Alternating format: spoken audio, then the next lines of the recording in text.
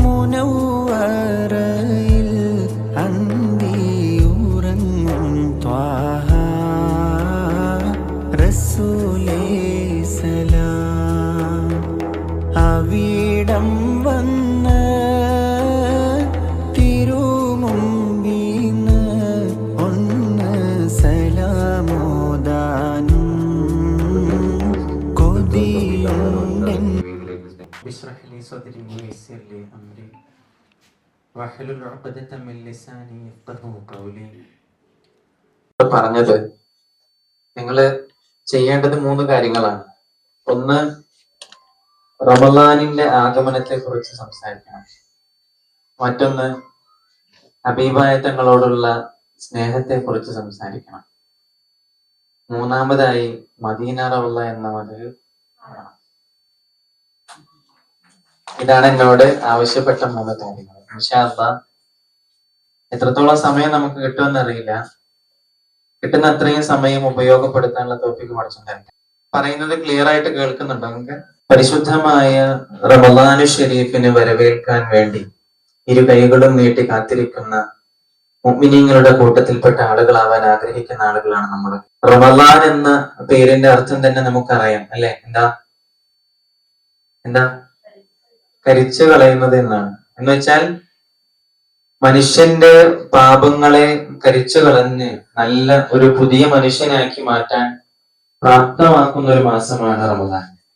റമളാനു ശരീഫ് നോമ്പുള്ളത് കൊണ്ട് പ്രത്യേകമായി ശ്രേഷ്ഠമായി മാറിയ ഒരു മാസമല്ല റമളാൻ. മറിച്ച് റമളാൻ ശ്രേഷ്ഠമായതുകൊണ്ട് അതിൽ നോമ്പ് നിർബന്ധമാക്കി എന്നുള്ളതാണ്. റമളാനിനെ മനസ്സിലാക്കാനും റമളാനിനെ അറിയാനും ശ്രമിച്ച ഒരാൾ പോലും ഒരു റമളാനിനെയും വെറുതെ പാഴാക്കി കളഞ്ഞിട്ടില്ല എന്നുള്ളതാണ്. പരിശുദ്ധമായ ഖുർആനു ശരീഫ് അടക്കം നമ്മെ ഓർമ്മപ്പെടുത്തുന്നത് റമളാൻ എന്ന മാസത്തിന്റെ ഒരുപാട് മഹിമകളാണ്. ഖുർആനെ കുറിച്ച് നമുക്കറിയാം അല്ലെ? കഴിഞ്ഞ 2 മാസത്തോളമായി ഷഅബാനിലും റജബിലും ആത്മാർത്ഥമായി നമ്മൾ പ്രാർത്ഥിക്കുന്ന ഒരു പ്രാർത്ഥനയുണ്ട്. എന്താ? അല്ലാഹുമ്മ ബാരിക് ലനാ ഫി റജബിൻ വശഅബാൻ വബല്ലിഗ്നാ റമളാൻ അല്ലേ? വവഫിഖ്നാ ഫീഹി ലിസ്സിയാമി വൽഖിയാമി വതിലാവത്തിൽ ഖുർആൻ. ഇത് നമ്മുടെ പ്രാർത്ഥനയായിരുന്നു. അല്ലാഹുവേ, പരിശുദ്ധമായ റജബിലും ഷഅബാനിലും ഞങ്ങൾക്ക് നീ ബറക്കത്ത് ചെയ്യണേ. റജബും ഷഅബാനും കഴിഞ്ഞ് ഞങ്ങളെ നീ റമളാനിലേക്ക് എത്തിക്കണേ. വവഫിഖ്നാ, ആ റമളാൻ എത്തുമ്പോൾ ഞങ്ങൾക്ക് നീ തൗഫീഖ് നൽകണേ. ഫീഹി, ആ റമളാനിൽ എന്തിനൊക്കെയാ? ലിസ്സിയാം, നോമ്പ് നോക്കാൻ, വൽഖിയാം, നിസ്കരിക്കാൻ, പിന്നെയോ വതിലാവത്തിൽ ഖുർആൻ, ഖുർആൻ ഓതാൻ. ഏറ്റവും പ്രധാനമായിട്ട് മറ്റ് മാസങ്ങളിലും മറ്റ് ദിവസങ്ങളിലും ഒക്കെ നമ്മൾ നിസ്കരിക്കുന്നുണ്ട് അല്ലെ? ബാക്കിയുള്ള നിസ്കാരങ്ങളിൽ നിന്ന് റമളാൻ മാസത്തിലെ നിസ്കാരത്തിന് എന്തുണ്ട് പ്രത്യേകത എന്ന് അറിയാത്തവർ ചോദിക്കുമ്പോൾ നമുക്ക് പറഞ്ഞു കൊടുക്കാൻ പറ്റണം. റമളാൻ എന്ന മാസം, അള്ളാഹുവിന്റെ റസൂൽ തങ്ങൾക്ക് കൊടുത്ത ഈ റമളാൻ എന്ന മാസത്തിന്റെ ശ്രേഷ്ഠത മനസ്സിലാക്കി ഈ നബി എന്ന പദവിക്ക് പുറമെ, അല്ലെങ്കിൽ ഈ നബി എന്ന പദവിക്ക് പകരമായിട്ട് ഉമ്മത്ത് മുഹമ്മദിലെ സാധാരണ ഒരു മനുഷ്യനാകാൻ എനിക്ക് കഴിഞ്ഞിരുന്നെങ്കിൽ എന്ന് ആഗ്രഹം പ്രകടിപ്പിച്ച മൂസാ നബി അലൈഹിസ്സലാം നമ്മൾ ഓർക്കണം. മൂസാ നബി അലൈഹിസ്സലാം അത്രമേൽ നമ്മളെപ്പോലെ ഒരാളാകണമെന്ന് ആഗ്രഹിച്ചതുപോലും ഈ റമളാൻ എന്ന മാസവും ഈ റമളാനിലെ ലൈലത്തുൽ ഖദ്ർ എന്ന രാത്രിയും ഒക്കെ അതിന്റെ ശ്രേഷ്ഠത മനസ്സിലാക്കിയിട്ടാണ്. അല്ലാഹു തആല പരിശുദ്ധമായ റമളാനിനെ ഉപയോഗപ്പെടുത്താനുള്ള തൗഫീഖ് നമുക്ക് നൽകട്ടെ. പ്രിയപ്പെട്ട മുഅ്മിനാത്തുകളെ, കൻ കുൻത തഅരിഫു മിമ്മൻ സാമ മിൻ സലഫിൻ എന്ന് തുടങ്ങുന്ന ഒരു കവിതയുണ്ട്. എന്ന് വെച്ചാൽ നമുക്ക് മുൻപ് കടന്നുപോയ ഒരുപാട് ആളുകൾ ഉണ്ടാകും. കഴിഞ്ഞ റമളാൻ മാസത്തിൽ അടക്കം നമ്മളോടൊപ്പം ഉണ്ടായിരുന്ന ഒരുപാട് ആളുകൾ ഉണ്ടാകും. ഈ ആളുകളിൽ എത്ര പേര് ഇന്ന് നമ്മളോടൊപ്പം ഉണ്ട് എന്ന് നമ്മൾ നോക്കണം. ഒരിക്കൽ അല്ലാഹുവിന്റെ റസൂൽ സല്ലല്ലാഹു അലൈഹി വസല്ലം തങ്ങളുടെ സന്നിധിയിൽ വന്ന് 2 മനുഷ്യന്മാർ ഒരേ സമയം നല്ല ആർജവത്തോടുകൂടെ ഇസ്ലാമിന്റെ ശ്രേഷ്ഠത മനസ്സിലാക്കി മുസ്ലിമീങ്ങളാവാൻ വേണ്ടി കടന്നു വന്നു. 2 പേരും ഒരേ സമയം പ്രവാചക സന്നിധിയിൽ നിന്ന് സ്വലാത്ത് ചൊല്ലി, ഷഹാദത്ത് കലിമ ചൊല്ലി എന്ത് ചെയ്തു? ഇസ്ലാം മതം പുണർന്നു. അങ്ങനെ ആ കൂട്ടത്തിൽ 2 പേരിൽ ഒരാൾ അതേ വർഷം തന്നെ യുദ്ധത്തിൽ പങ്കെടുത്ത് ഷഹീദായി മരണപ്പെടുകയുണ്ടായി, ജീവിക്കുകയും ചെയ്തു. 1 വർഷം കഴിഞ്ഞപ്പോൾ മറ്റേ ആളും മരണപ്പെട്ടു. അള്ളാഹുവിന്റെ റസൂൽ സല്ലല്ലാഹു അലൈഹി വസല്ലമ തങ്ങള് പറയാണ്, 2 പേരും മരണപ്പെട്ടതിൽ ആദ്യമായിട്ട് അള്ളാഹുവിന്റെ റസൂൽ സല്ലല്ലാഹു അലൈഹി വസല്ലമ തങ്ങള് സ്വർഗത്തിന്റെ കവാടത്തിൽ നിൽക്കുമ്പോൾ 2 പേരും പ്രവാചകനോടൊപ്പമുണ്ട്. ആദ്യമായി സ്വർഗത്തിൽ നിന്ന് ഒരാൾ പുറത്തു മരണപ്പെട്ട വ്യക്തിയാണ്. ഉള്ള ശ്രേഷ്ഠതയും പവിത്രതയും ഒക്കെ ഒരുപാട് അങ്ങ് ഞങ്ങൾക്ക് പറഞ്ഞു തന്നിട്ടുണ്ടല്ലോ. എന്നിട്ട് ഈ മനുഷ്യൻ ഷഹീദായ മനുഷ്യനേക്കാൾ ശ്രേഷ്ഠത നേടാനുള്ള കാരണം എന്തായിരുന്നു നബി?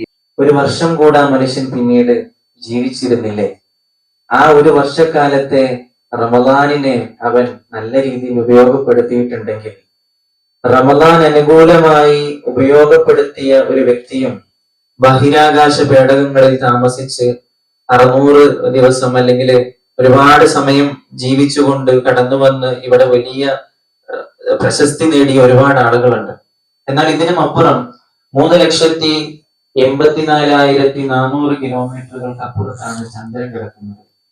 14.92 കോടി കിലോമീറ്ററുകൾക്ക് അപ്പുറത്താണ് സൂര്യൻ കിടക്കുന്നത്. ഇതുപോലെ തുടങ്ങി അനേകായിരം ഗ്രഹങ്ങളും താരാപഥങ്ങൾക്കും അപ്പുറത്ത് കിടക്കുന്ന ആകാശവും ഭൂമിയും തമ്മിൽ നമുക്കൊക്കെ സങ്കല്പിക്കാൻ പറ്റുന്നതിനും അപ്പുറം എത്രയോ ദൂരെയാണ് ആകാശവും ഭൂമിയും തമ്മിലുള്ള ആ ഒരു ദൂരം.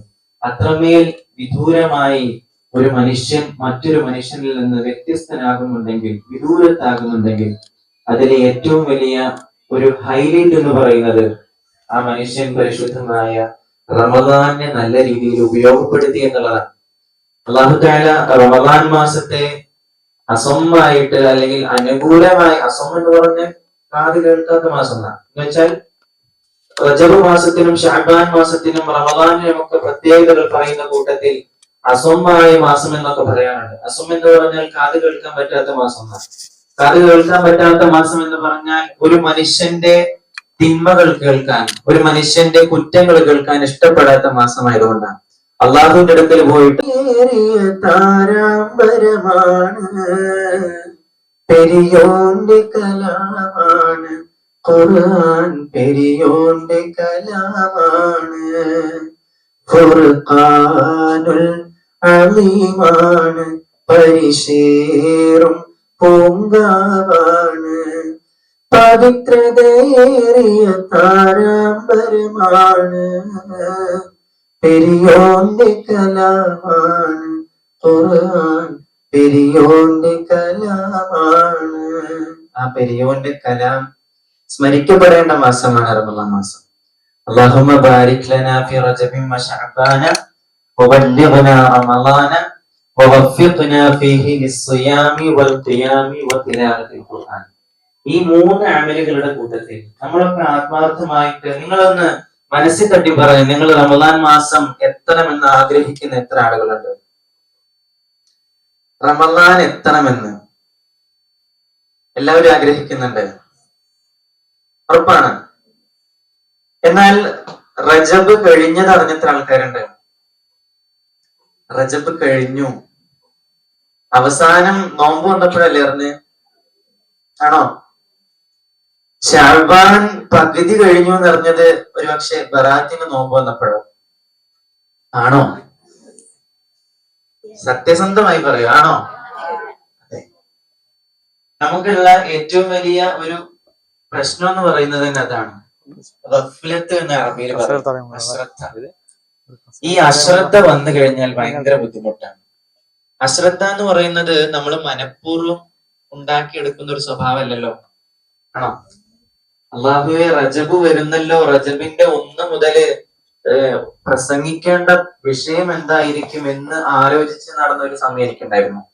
എന്ന് വെച്ചാല് പള്ളിയിൽ ഖുത്ബയ്ക്ക് ഇരിക്കുന്ന സമയത്ത് എല്ലാ വെള്ളിയാഴ്ച ദിവസങ്ങളിലും സംസാരിക്കുന്നത് കേൾക്കാൻ വരുന്ന ആളുകൾക്ക് മുൻപിൽ അല്ലെങ്കിൽ പ്രസംഗിക്കുമ്പോൾ ഓരോ ആഴ്ചയിലും വ്യത്യസ്ത വിഷയങ്ങൾ വരണം. ആ വിഷയങ്ങള് സമയത്തിന് അനുയോജ്യമായതാകണം. അപ്പൊ അങ്ങനെ കണ്ടീഷൻസ് ഉള്ളത് കൊണ്ട് ഓരോ ആഴ്ചയുടെയും വരാൻ പോകുന്ന ആഴ്ചക്ക് മുമ്പുള്ള കാര്യങ്ങൾ ആലോചിച്ച് നടന്നിരുന്ന ഒരു സമയം എനിക്കുണ്ടായിരുന്നു. അല്ലെങ്കിൽ അതുപോലെ തന്നെ ആയിരിക്കും പള്ളിയിൽ ജോലി ചെയ്യുന്ന ഉസ്താദുമാർക്കൊക്കെ ഉണ്ടായിരിക്കുക. അതല്ലാത്ത ആളുകളെ സംബന്ധിച്ചിടത്തോളം ഇത് അറിയണമെങ്കിൽ ഒന്നുകിൽ ആരെങ്കിലും വാട്സപ്പിൽ സ്റ്റാറ്റസ് ഇടണം, അല്ലെ? പരിശുദ്ധ റമദാൻ ഇനി 90 ദിവസം, പരിശുദ്ധ റമദാൻ ഇനി 60 ദിവസം, ഇങ്ങനെയൊക്കെ കണ്ടാൽ മാത്രമേ നമുക്ക് എന്തുണ്ടാവുള്ളൂ? റമദാനെ കുറിച്ച് പറയൂ, ഓർമ്മ ഉണ്ടാവുള്ളൂ. മല കഴിഞ്ഞത് കഴിഞ്ഞു. തിങ്ക് അബൌട്ട് ഫ്യൂച്ചർ എന്നാണല്ലോ. വരാൻ പോകുന്ന സമയത്തെ കുറിച്ച് നമ്മൾ ആലോചിക്കുക. ഏറ്റവും ആദ്യം പരിശുദ്ധ റമദാനിന് വേണ്ടി നമ്മൾ ഒരുങ്ങേണ്ടത് ഇസ്തിഗ്ഫാർ ചൊല്ലാനാണ്, തൗബ ചെയ്യാൻ. കാരണം നല്ലൊരു പേമാരി പെയ്യുമ്പോ, നല്ലൊരു വേനലിന് ശേഷം നല്ലൊരു മഴ പെയ്യുന്ന സമയത്ത് ആ മഴയിലെ വെള്ളം ശേഖരിക്കാൻ നമ്മൾ ആഗ്രഹിച്ചുകൊണ്ട് ഒരു കുടം എടുത്ത് മഴവെള്ളം ശേഖരിക്കാൻ വെക്കുമ്പോ ആദ്യം നമ്മൾ ചെയ്യണ്ട, ആ കുടത്തിനുള്ളില് കലക്കവെള്ളം എന്തെങ്കിലും ഉണ്ടെങ്കിൽ നമ്മളത് കഴുകി ഒഴിച്ച് കളഞ്ഞിട്ട് എന്ത് ചെയ്യുള്ളൂ? വീണ്ടും വെള്ളം ശേഖരിക്കാൻ ഇരിക്കുള്ളൂ. അതുപോലെ തന്നെ റമദാൻ എന്ന അള്ളാഹുവിന്റെ അനുഗ്രഹങ്ങളുടെ പേമാരി വർഷിക്കുമ്പോൾ അതിൽ നിന്നും എന്തെങ്കിലുമൊക്കെ നേടണമെന്ന് നമ്മൾ ആഗ്രഹിക്കുന്നുണ്ടെങ്കിൽ ആദ്യം നമ്മൾ ചെയ്യേണ്ടത് നമ്മുടെ മനസ്സ് നന്നാക്കുക എന്നുള്ളതാണ്. നമ്മൾ ഒരു പെയിന്റ് അടിക്കുന്ന സമയത്ത്, ഗേറ്റിലോ മറ്റൊക്കെ നമ്മൾ പെയിന്റ് അടിക്കുന്ന സമയത്ത് ആദ്യം ഡയറക്റ്റ് കൊണ്ട് പെയിന്റ് നമ്മൾ അപ്ലൈ ചെയ്യാറില്ല. ആദ്യം നമ്മൾ എന്ത് ചെയ്യും? അതൊന്ന് ഉരച്ച് വൃത്തിയാക്കി അതിലെ തുരുമ്പൊക്കെ കളഞ്ഞ് എന്നിട്ട് നമ്മൾ എന്ത് ചെയ്യാറുള്ളൂ? അതിൽ പെയിന്റ് ചെയ്യാറുള്ളൂ. അല്ലാത്ത പക്ഷം ആ പെയിന്റ് എന്ത് ചെയ്യും? ഇളകിപ്പോരും. അതുപോലെ തന്നെയാണ് നമ്മുടെയൊക്കെ മനസ്സിനുള്ളിലുള്ള കറകളും മോശമായ സ്വഭാവങ്ങളും ഒക്കെ നമ്മൾ മാറ്റാതെ എന്തൊക്കെ നമ്മൾ തസ്ബീഹമാല പിടിച്ചിരുന്നിട്ട് റമദാനെ വരവേൽക്കാൻ നിന്നാലും എന്താവൂല. റമദാൻ അനുകൂലമായിട്ട് നമുക്ക് ഉപയോഗപ്പെടുത്താൻ പറ്റില്ല. അല്ലാഹു സുബ്ഹാനഹു വ തആല നന്മയുടെ കവാടങ്ങൾ തുറന്ന് ആദ്യത്തെ 10 നമ്മൾ എന്തെന്ന് പറയും?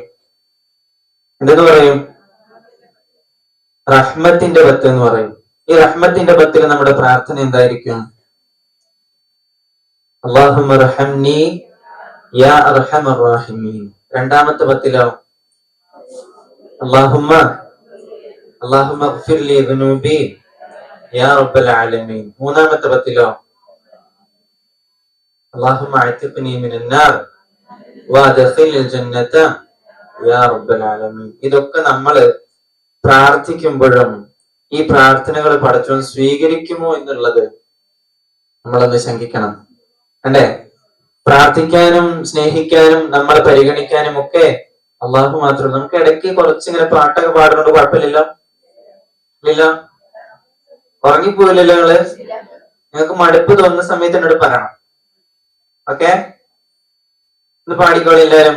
ഹസ്ബി റബ്ബി ജല്ലല്ലാഹ് മാ ഫീ ഖൽബി ഗൈറുല്ലാഹ് നൂർ മുഹമ്മദ് സല്ലല്ലാഹ് ലാ ഇലാഹ ഇല്ലല്ലാഹ് ലാ ഇലാഹ ഇല്ലല്ലാഹ്. സ്നേഹിക്കാൻ റബ്ബല്ലാതാരാണ്, മോഹിക്കാൻ റബ്ബല്ലാതാരാണ്, പ്രണയിക്കാൻ റബ്ബല്ലാതാരാണ്. മുത്തിയിലും മുത്തായൻ തമ്പുരാനേ, മുത്തിയിലും മുത്തായൻ തമ്പുരാനേ. ഹസ്ബി റബ്ബി ജല്ലല്ലാഹ് മാ ഫീ ഖൽബി ഗൈറുല്ലാഹ് നൂർ മുഹമ്മദ് സല്ലല്ലാഹ് ലാ ഇലാഹ ഇല്ലല്ലാഹ് ലാ ഇലാഹ ഇല്ലല്ലാഹ്.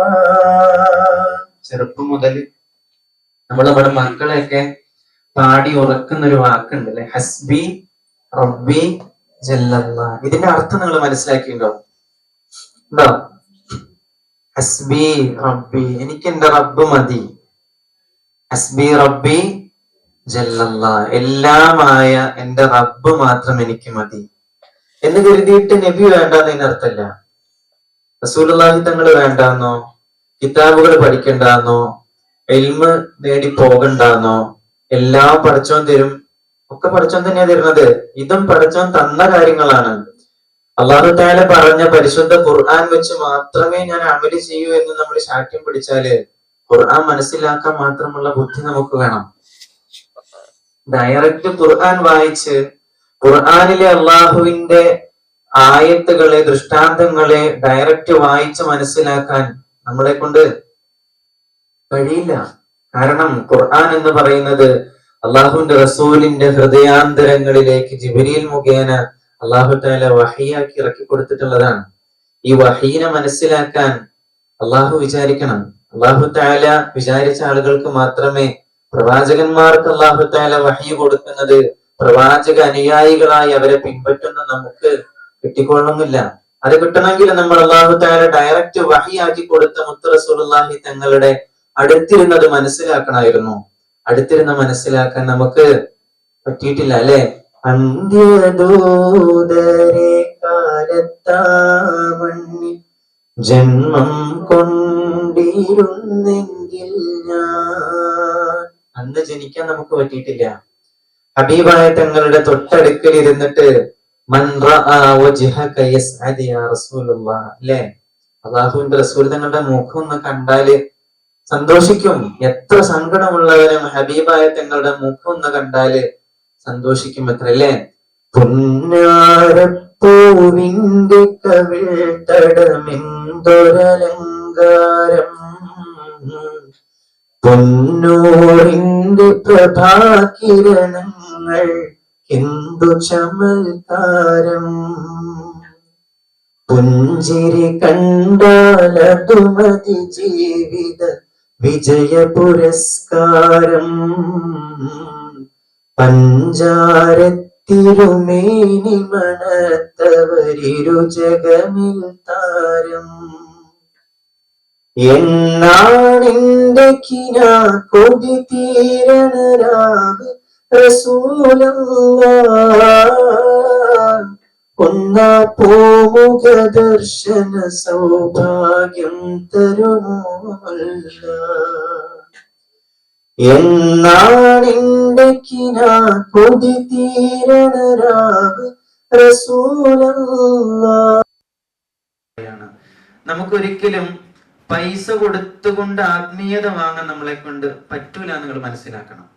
എന്നുവെച്ചാൽ കുറെ സംഭാവനകൾ കൊടുക്കുന്നതും സ്വതക്ക കൊടുക്കുന്നതും ഒക്കെ, സ്വതക്ക എന്ന രീതിയിൽ നമ്മൾ ദാനധർമ്മം ചെയ്താലുള്ള പ്രതിഫലം നമുക്ക് കിട്ടും. പക്ഷെ സ്വതക്ക കൊടുത്തിട്ട് എന്തുണ്ടാക്കുക?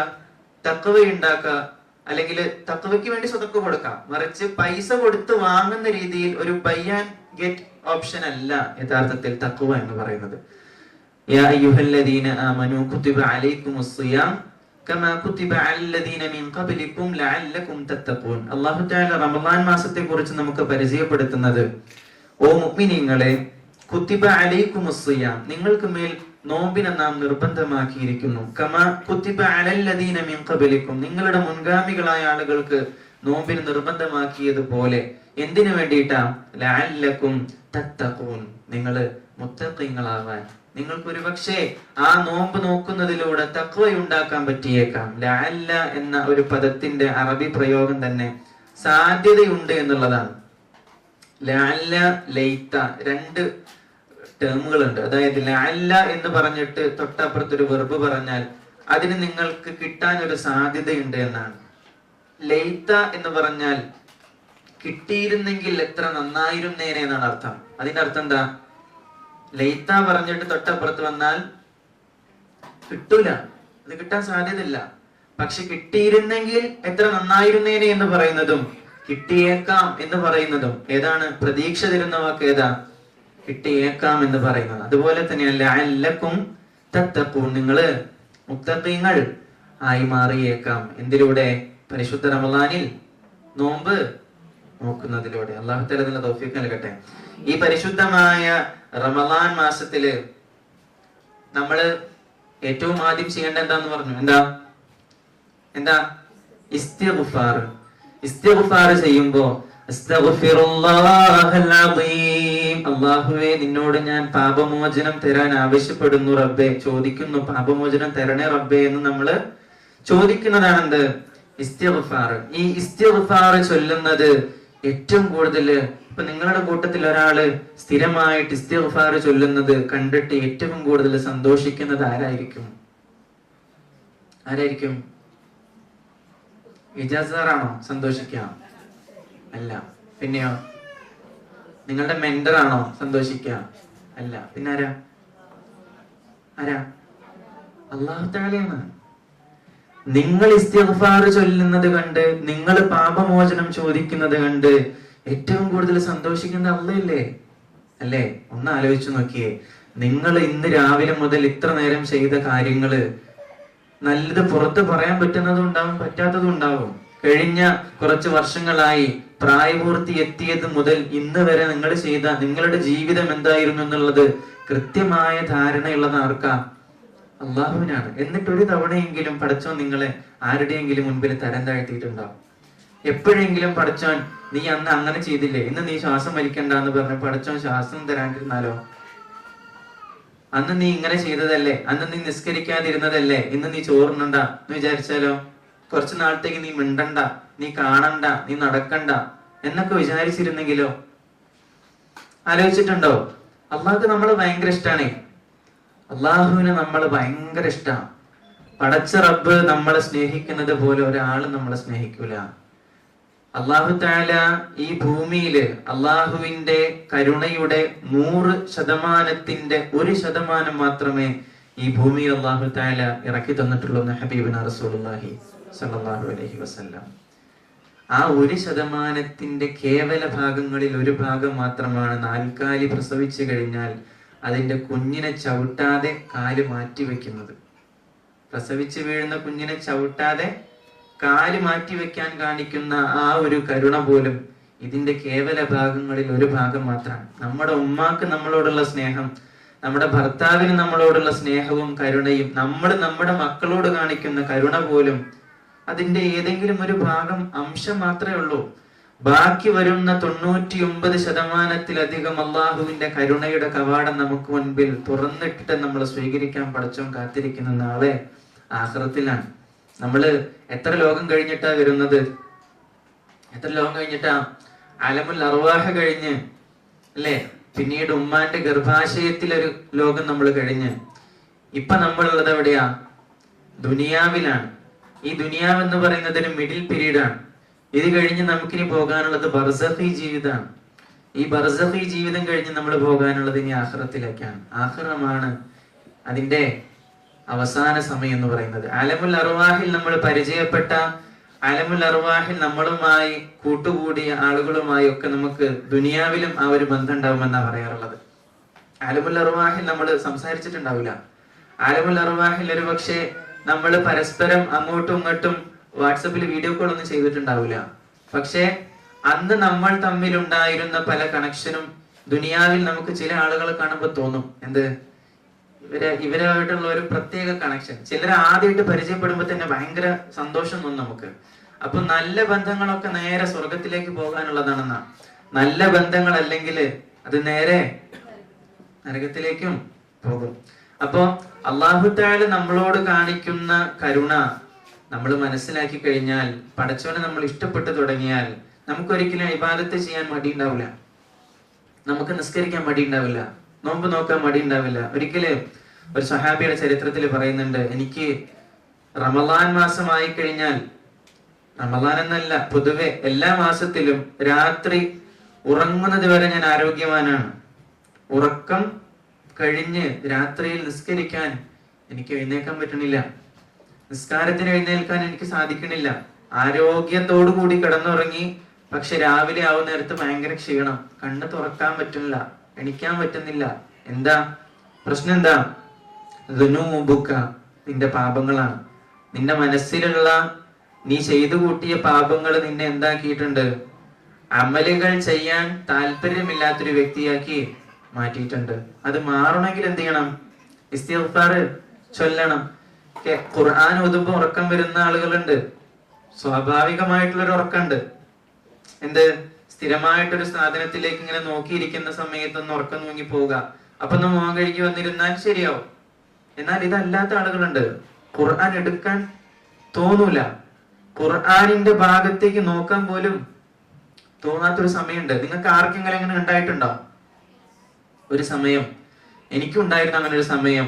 ഖുർആൻ എടുക്കാൻ തോന്നില്ല, ഖുർആൻ ഓതണം എന്നുള്ള ഒരു ചിന്ത പോലും ഉണ്ടാവില്ല.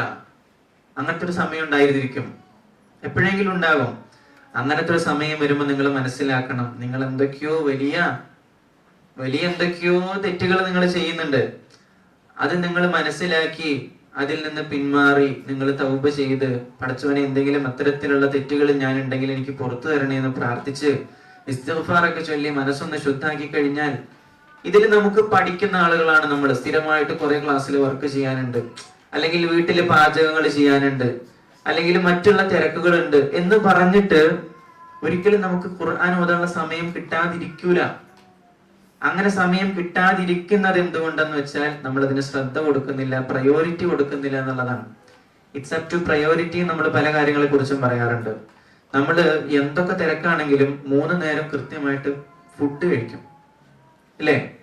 3 നേരം കൃത്യമായി നമ്മൾ ഭക്ഷണം കഴിക്കും. നമ്മുടെ ശരീരത്തിന് വളരെ ഹാനികരമായ ഒരു അസുഖം നമുക്ക് വന്നിട്ടുണ്ട് എന്ന് വിചാരിക്കാം, പഠിച്ചോണ്ടൊന്നും തരാതിരിക്കട്ടെ. അത്തരത്തിലൊരു അസുഖം വന്നിട്ടുണ്ടെന്ന് ഡോക്ടർമാർ പറഞ്ഞ് നിങ്ങൾക്ക് കൃത്യമായി 3 നേരം അല്ലെങ്കിൽ 2 മണിക്കൂർ കൂടുമ്പോ ഇടവിട്ട് നിങ്ങളൊരു ഗുളിക കഴിക്കണം എന്ന് പറഞ്ഞിട്ട് കയ്യിൽ തന്നാൽ അലാറം വെച്ചിട്ടാണല്ലോ നിങ്ങളത് കഴിക്കും. കാരണം എന്താ? അവിടെ പ്രയോറിറ്റി നിങ്ങൾ കൊടുക്കുന്നത് സ്വന്തം ശരീരം രക്ഷപ്പെടണം എന്നുള്ളതാണ്. അപ്പൊ അതുപോലെ നമ്മൾ കൊടുക്കുന്ന പ്രയോറിറ്റിക്ക് അനുസരിച്ചാണ് നമ്മുടെ എല്ലാ അമലുകളും. അല്ലാഹു തആല നല്ല രീതിയിൽ അമലുകൾ ചെയ്യാം. പ്രത്യേകിച്ച് ഖുർആൻ പാരായണം പരിശുദ്ധ റമളാനിൽ അധികരിപ്പിക്കാനുള്ള തൗഫീഖ് നമുക്ക് നൽകട്ടെ. ഉറക്കം വരുന്നുണ്ടോ? ഇല്ലല്ലോ, ഇല്ല. അപ്പൊ നമ്മൾ പറഞ്ഞ ഒന്നാമത്തെ കാര്യം ഇസ്തിഗ്ഫാറാണ്. രണ്ടാമത്തെ കാര്യം എന്ന് പറയുന്നത് എന്താ? ഒന്ന് ഇസ്തിഗ്ഫാറാണ്. ഇസ്തിഗ്ഫാർ എന്ന് പറഞ്ഞാൽ ആത്മശുദ്ധി വരുത്തുക എന്ന ഉദ്ദേശം. രണ്ടാമത്തെ ശുദ്ധി, ഒന്ന് ആത്മാവിനെ ശുദ്ധിയാക്കുക, മറ്റൊന്ന് ശരീരത്തെ ശുദ്ധിയാക്കുക. മോശമായ സ്വഭാവങ്ങൾ ഒഴിവാക്കുക. സ്വഭാവങ്ങളിൽ ഏറ്റവും മോശമായ സ്വഭാവം എന്ന് പറയുന്നത് മറ്റൊരാളുടെ കുറ്റം പറഞ്ഞ് നടക്കുന്ന സ്വഭാവം നമ്മൾ ഒഴിവാക്കണം. നിങ്ങൾ ആരും അങ്ങനെ ചെയ്യൂലെന്ന് എനിക്കറിയാം. എന്നാലും അല്ലെ, സ്ഥിരമായിട്ട് നമ്മൾ ഒരാളുടെയും പച്ചിറച്ചി തിന്നാൻ ഇരിക്കാറില്ല. എന്നിരുന്നാലും എന്ത് ചെയ്യാൻ പാടില്ല? നമ്മൾ ഒരാളുടെയും കുറ്റം പറയാൻ പോകണ്ട, കുറ്റം പറയാൻ പോണ്ട. ഒരിക്കല് സഹാബാക്കൾക്ക് അള്ളാഹിന്റെ റസൂല് തങ്ങൾ ഇങ്ങനെ ഇൽമു പറഞ്ഞു കൊടുക്കുക. ഇൽമു പറഞ്ഞു കൊടുക്കുന്ന സമയത്ത് എല്ലാവരും എങ്ങനെ ഇരിക്കുമ്പോ മുത്ത് റസൂലുള്ളാഹി തങ്ങൾ പറഞ്ഞു, ഇപ്പൊ നമ്മുടെ സദസ്സിലേക്ക് ഒരാള് കടന്നു വരും, ആള് സ്വർഗത്തിന്റെ അഹലുകാരനാണ് കേട്ടോ, സ്വർഗത്തിന്റെ അഹലുകാരനാണ്, ഇപ്പൊ കടന്നു വരും, നോക്കിയിരുന്നോ എന്ന് പറയും. അപ്പൊ സ്വഹാബാക്കൾ എല്ലാവരും ഇങ്ങനെ കാത്തിരിക്കുക, ആരായിരിക്കും. മുത്ത് റസൂലുള്ളാഹി തങ്ങൾ സ്വർഗത്തിലാണെന്ന് പറഞ്ഞാൽ പിന്നെന്താ? എന്തൊരു സംശയം ഉണ്ടോ? ഇല്ല. അപ്പൊ ഹബീബായ തങ്ങൾ പറയാണ്, ഇനി വരുന്ന ആള് സ്വർഗത്തിന്റെ അവകാശിയാണ്. അപ്പൊ ഒരു മനുഷ്യൻ കടന്നു വരുന്നുണ്ട്, താടിയിൽ നിന്ന് വുളു എടുത്തതിന്റെ വെള്ളം ഇങ്ങനെ ഒറ്റുന്നുണ്ട്, ഇടത്തെ കയ്യിൽ ഒരു ചെരുപ്പുണ്ട്, അതും പിടിച്ചിട്ട് ഒരു മനുഷ്യൻ ഇങ്ങനെ കയറി വരിക. അയാള് വന്ന് സാധാരണ പോലെ സദസ്സിൽ ഇരുന്ന് മടങ്ങിപ്പോയി. തൊട്ടടുത്ത ദിവസം വരുമ്പോഴും ഇതേപോലെ വരുന്നുണ്ട്, അതിന്റെ അടുത്ത ദിവസം വരുമ്പോഴും ഇതുപോലെ തന്നെയാണ് വരുന്നത്. അപ്പൊ സ്വഹാബാക്കളിൽ പലരും, അനസ് റളിയല്ലാഹു അൻഹു അടക്കം പലരും ആ മനുഷ്യന്റെ പിന്നാലെ ഒന്ന് കൂടി നോക്കി, എന്തായിരിക്കും ഇയാള് ചെയ്യുന്ന ഇത്ര വലിയ അമല്. അപ്പൊ ഇത് പിന്നാലെ നോക്കിയപ്പോ പ്രത്യേകിച്ച് വലിയ അമലുകളൊന്നും, രാത്രി മുഴുവൻ മുട്ടിന് നീര് വരുന്നത് വരെ നിസ്കാരം, അങ്ങനെ വലിയ അമലുകളൊന്നും ഈ മനുഷ്യനിൽ കാണാനില്ല. അവസാനം ഇവര് കണ്ടെത്തി, ഈ മനുഷ്യന്റെ ഏറ്റവും നല്ല സ്വഭാവം എന്ന് പറയുന്നത് ഒരാളുടെ അനുഗ്രഹത്തിൽ പോലും ഇയാൾ അസൂയപ്പെടാറില്ല. ഒരാൾക്ക് കിട്ടിയ അനുഗ്രഹം കണ്ടിട്ടും അസൂയപ്പെടാറില്ല. ഒരാളെ കുറിച്ചും മോശമായി മറ്റൊരാളോട് പോയി പറയാറില്ല. ഇത് തന്നെ ഏറ്റവും വലിയ ക്വാളിറ്റിയാണ്. ഏറ്റവും ബെസ്റ്റ് ക്വാളിറ്റി എന്ന് പറയുന്നത് ഇത് തന്നെയാണ്. ഒരു മനുഷ്യനിൽ ഉണ്ടാവുന്ന അസൂയ എന്ന് പറയുന്നതാണ് മനുഷ്യകുലത്തിന്റെ ഏറ്റവും ആദ്യത്തെ പാപം. അതറിയോ? ഏറ്റവും ആദ്യം ഒരു മനുഷ്യൻ മറ്റൊരു മനുഷ്യനെ കൊന്നത് എപ്പോഴാ? എപ്പോഴാ ആദ്യം കൊലപാതകം നടക്കുന്നത്? എപ്പോഴാ? ആദം നബി അലൈഹിസ്സലാമിന്റെ മക്കൾ ആരൊക്കെയായിരുന്നു? ഹാബീലും കാബീലും. ആരെയാ കൊന്നത്? ഹാബീല്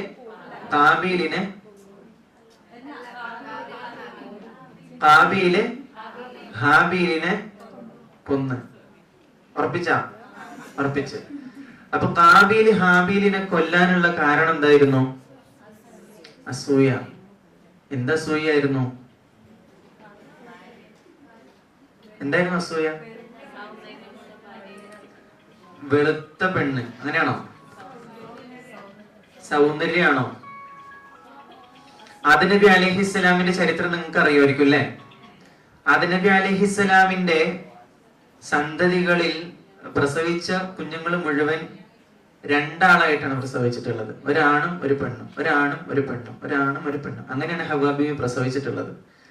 അപ്പൊ അല്ലാഹു തആല കുറച്ച് മക്കളായപ്പോ വിവാഹം കഴിക്കാനുള്ള ഒരു കൽപ്പന വരാണ്. അപ്പോ ഒറ്റ കണ്ടീഷനെ പഠിച്ചോൻ പറഞ്ഞിട്ടുള്ളൂ, കൂടെ ജനിച്ച ആളുകളെ നിങ്ങൾ വിവാഹം കഴിക്കരുത്. അപ്പൊ ഹാബീലിനും കാബീലിനും, ഹാബീലിന്റെ കൂടെ ജനിച്ചിട്ടുള്ള ഹാബീലിന്റെ സഹോദരി കുറച്ച് ഭംഗി കുറവാണ്, കാണാൻ വലിയ ലുക്കൊന്നുമില്ല. പക്ഷെ കാബീലിന്റെ കൂടെ ജനിച്ച കാബീലിന്റെ സഹോദരി എന്താണ്? സഹോദരൻ സഹോദരി എന്നൊക്കെ പറഞ്ഞ എന്താ അർത്ഥം? ഇന്ത്യ എന്റെ രാജ്യമാണ്, എല്ലാവരും എന്റെ സഹോദരി സഹോദരന്മാരാണെന്ന്. എന്താ സഹോദരൻ എന്ന് പറഞ്ഞ? സഹ ഉദരൻ എന്നാണ്. ഉദരത്തിൽ കൂടെ ഉണ്ടായിരുന്നവൻ സഹ ഉദരൻ. ഉദരൻ എന്ന് പറഞ്ഞ വയറ്. സഹ ഉദരൻ, ഉദരത്തിൽ കൂടെ ഉണ്ടായിരുന്ന ആളാണ് ആര്? സഹോദരൻ. അപ്പോ ഹാബീലിനൊപ്പം ഉണ്ടായിരുന്ന സഹോദരിയെ കാബീലിനോട് വിവാഹം കഴിക്കാനും, കാബീലിനൊപ്പം ഉണ്ടായിരുന്ന സുന്ദരിയായ സഹോദരിയെ ഹാബീലിനോട് വിവാഹം കഴിക്കാനുമുള്ള ആദം നബി അലൈഹിസ്സലാമിന്റെ ആ ഒരു ആവശ്യത്തെ ആർക്ക് അംഗീകരിക്കാൻ പറ്റിയില്ല? കാബീൽ അംഗീകരിക്കാൻ പറ്റിയില്ല. കാബീല് ഒരു നിലയ്ക്കും സമ്മതിച്ചില്ല. അവസാനം ഖുർബാൻ സമർപ്പിച്ച് അള്ളാഹുവിന്റെ തൃപ്തി നോക്കിയപ്പോഴും തീരുമാനം ഇങ്ങനെ തന്നെയാണ്. കാബീൽ ആര് വിവാഹം കഴിക്കണം? ഹാബീലിന്റെ കൂടെയുള്ള പെണ്ണിനെയും ഹാബീല് കാബീലിന് കൂടെയുള്ള പെണ്ണിനെയും വിവാഹം കഴിക്കണം. വിവാഹമൊക്കെ കഴിഞ്ഞു. പക്ഷെ എന്തായി? അങ്ങോട്ടും ഇങ്ങോട്ടും ദേഷ്യമായി ആദം നബി അലൈഹിസ്സലാം ഇല്ലാത്ത സമയം നോക്കി കാബീൽ ഹാബീലിനെ കൊലപ്പെടുത്തിയിട്ടാണ് ആലോചിക്കുന്നത്, ഒരു മനുഷ്യനെ കൊന്ന പിന്നെ എന്ത് ചെയ്യണം? ഒരു മനുഷ്യന്റെ ജീവൻ പോയാൽ പിന്നെ എന്ത് ചെയ്യണം? അറിയോ? ഇല്ല. ആ മനുഷ്യനെ കൊണ്ടുപോയി ഒന്ന് മറവ് ചെയ്യണമെന്നോ മണ്ണ് മാന്തി കുഴിച്ചിടണമെന്നോ തുടങ്ങിയിട്ടുള്ള ഒരു പാഠവും മുൻപില്ല. ഇതിനു മുമ്പ് ഒരാൾ മരണപ്പെട്ടതായിട്ടുള്ള ഒരു അറിവില്ല.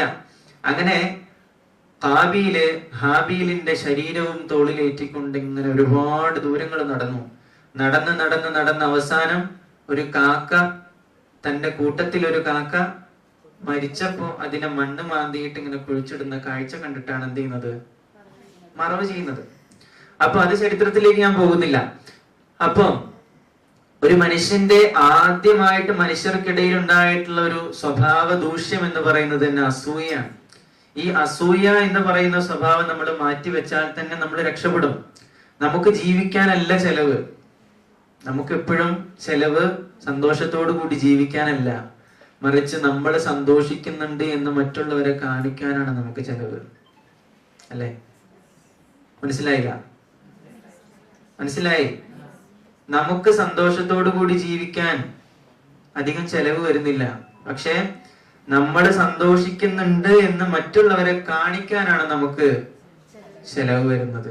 ഒരു കല്യാണം നടക്കുമ്പോ, വിഷയം ഇങ്ങനെ പോകുന്നുട്ടാ, ഒരു കല്യാണം നടക്കുമ്പോ കല്യാണത്തിന് ഏറ്റവും കൂടുതൽ ചെലവ് വരുന്നത് എന്തിനാ? ഡ്രസ്സിനൊന്നല്ല, ഭക്ഷണത്തിനല്ല കൂടുതൽ ചെലവ് വരുന്നത്. ആണോ? ഡ്രസ്സ്, ആഘോഷങ്ങള്, അലങ്കാരങ്ങള്, ഇതിനൊക്കെ നമ്മൾ പരമാവധി ചെലവാക്കുന്നുണ്ട്. പക്ഷെ ഈ കല്യാണത്തിന്റെ അടിസ്ഥാനപരമായ സന്തോഷം എന്തിനാ? അന്നത്തെ ദിവസം ആകെ സന്തോഷിക്കുന്നതും പ്രാർത്ഥിക്കുന്നതും വിവാഹം കഴിക്കുന്ന ആളുകൾ മാത്രമാണ്. പരിശുദ്ധ റമദാനിൽ ഒന്നാമത്തെ നമ്മൾ പറഞ്ഞ അമൽ ഏതാ? ഏതാ അമല്? വവഫ്യഖ്നാ ഫീഹി ലിസ്സിയാമി വൽ ഖിയാമി വതിലാവത്തിൽ ഖുർആൻ. മടുപ്പ് വരുന്നുണ്ടോ? ഉണ്ടോ? ഇല്ല, ഉറപ്പല്ലേ? ഒരു മദഹിന്റെ രണ്ടുപേര് പാടട്ടെ. നിങ്ങൾക്ക് അറിയുന്ന പാട്ടായിരിക്കും അല്ലേ? കുറച്ച് പാടലൂട്ടാ.